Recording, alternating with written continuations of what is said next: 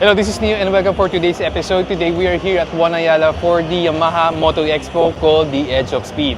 So right beside me is the all-new 2025 Yamaha Aerox, as well as the Aerox SP, the all-new R9, the all-new Tenere 700, and other motorcycles by Yamaha. So for today's episode, let's go.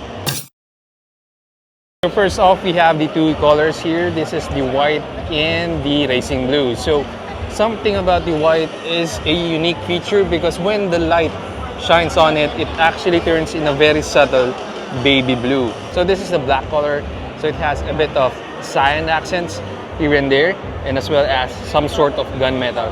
And then when the light shines on it, let me try to zoom in, you can see some metallic flakes, but it's actually more of a gloss type finish. And right here is the Yamaha Aerox SP. Fortunately, we have the key right here, so let me show you the display for the standard model. Going here in the front, this is the all-new design, and this is your daytime running light. You have projector lights as your main headlight. So one thing about it is when I saw it on the internet, it was quite bulky, but when you look at it in person, in actual, it's actually a lot sharper and somehow close to the version 2. So at the back, you have an essence of some sort of like the R series, combination of sharp and rounded edges. So it now features this very cool turn signal indicators, which is easily replaceable in case you break them. And of course, this is all LED. So this is it when it's lighting up. It has projector lights. Alright, so here's the Aerox SP. It only has one color available. This is in the registration is a matte blue, and then it has red accents. So this is plastic. It has a sort of texture as you can see here, and then it has a matte finish. And then this is a very thin, but this is a badge, not a sticker, which is good. This is stickers going there, and of course this features the Yamaha electronic CVT or the YECVT. Okay, so one of the staff told me that this features a hydraulic tensioner, and of course this features a sub tank for the suspension, so it has a better suspension. And then you have the YECVT, which can be controlled through this button. It shares the same switches as the NMAX TechMax. So this also has 3 levels of adjustment. And then over here, this features a keyless switch. So you need to press on it, and there you can detect it, and then switch it on.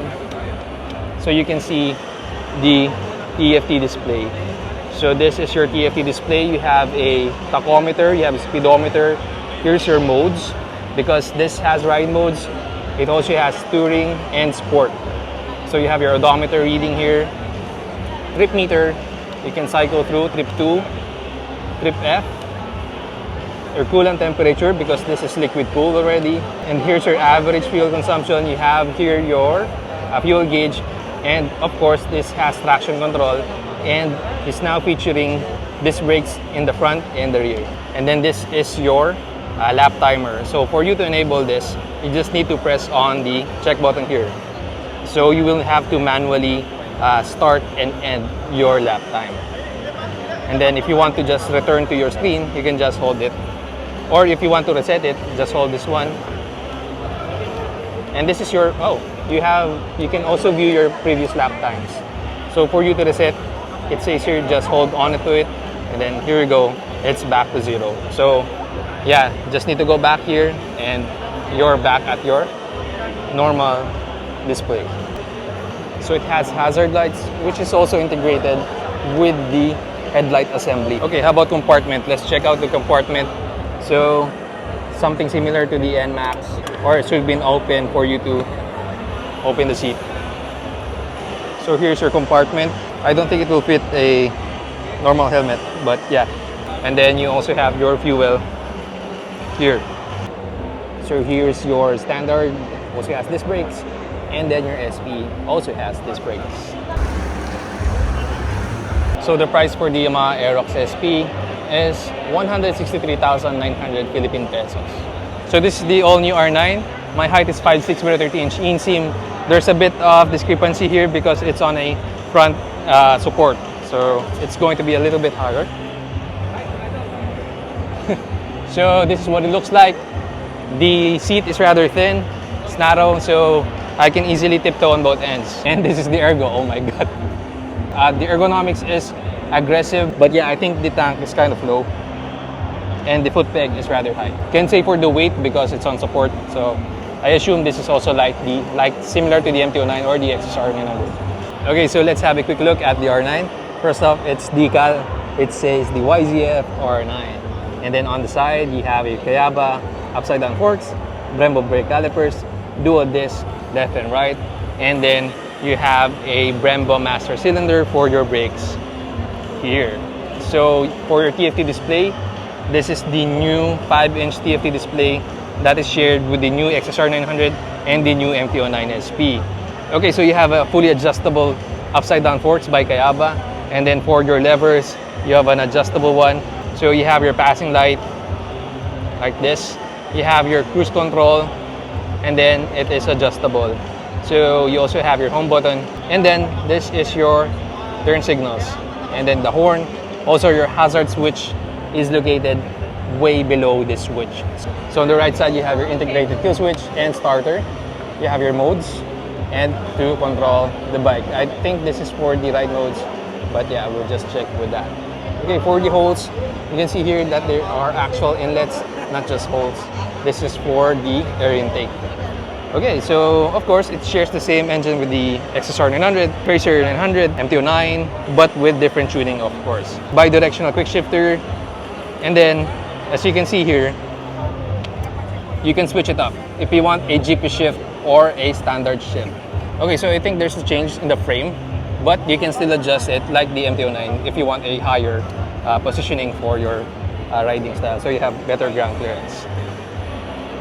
The swing arm shares the same one for the MT-09. It's not as long as the Tracer, but again, yeah, that's what it looks like. So as you can see there, this is the R1. In comparison to the R9's tail, this is more inward, unlike the R1 where it's outward. So you have a very slim tail profile, like this one. And for the tail light, it shares the same design with the R1, but the turn signals is the updated version. And just for the finish of the wheels, you can see it's some sort of textured, matte, glossy, metallic-ish. So let me just zoom it for you. So you can see the actual texture of the wheel. For the wheel specs, this is 17 inches, and then its width is 180 by 55, which is radial, by the way. For the front wheel, you have a 120 by 70, and it's also radial, 17 inches. And of course, it features the iconic Yamaha badge for the tank. This is plastic, by the way. This is plastic, this is metal, like the XSR-900. Okay, so let me show you the other R series. This is the R15M, which is featuring a bi-directional quick shifter. This is priced at 204,000 Philippine pesos.